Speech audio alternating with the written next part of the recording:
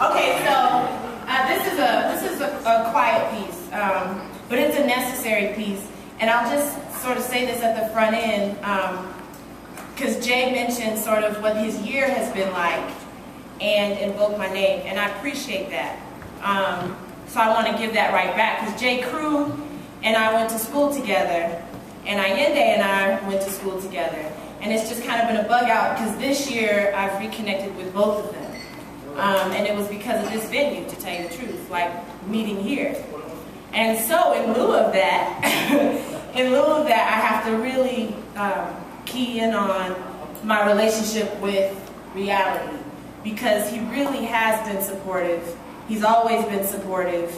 He's always been that voice when you're not sure if you should read, or if you're not sure if you can read. He's always the one that's telling you to get on that mic, and that there's something that you can offer.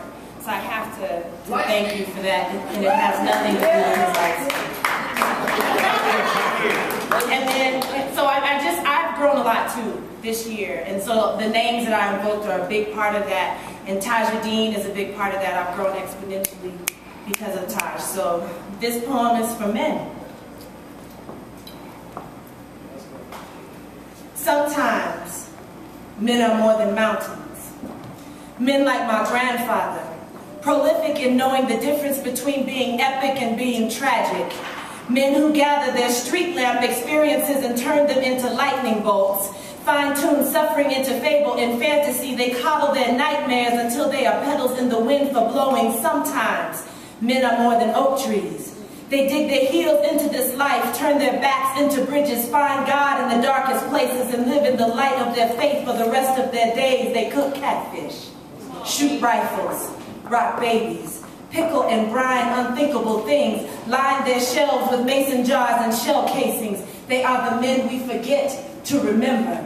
When we are dizzied and spent from the new age minstrel show that casts our best and brightest as crip-walking puppets, bedecked in gold chains, dicky suits and misogyny, theatrical and ridiculous, we forget to remember the magic of our grandfather's hands when he could pull splinters from our palms and spoon homemade ice cream into pouting mouths and make everything better with a story.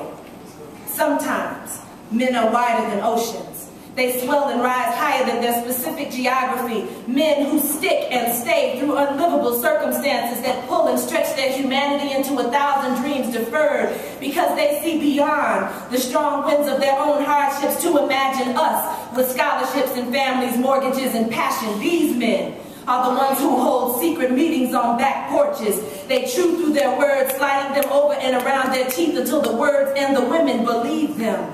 They are the first poets. They write sonnets on handkerchiefs and keep them in pine boxes. They whisper their wishes into their woman's ear at night, tell her the things they cannot bear for the light to hear. They are Jesus all over again, cornrowed and tattooed, divine and condemned. They are the ones we need to remember when we forget.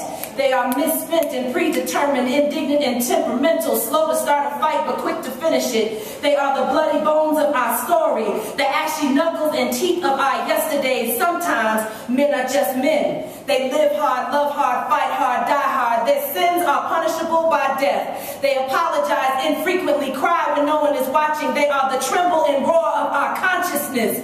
Fire starters, shit talkers, way makers. They are the problem and the solution. The apocryphal parts of the kingdom. They are at the top and the bottom of the hierarchy, and they live out their whole lives trying to make sense of that contradiction.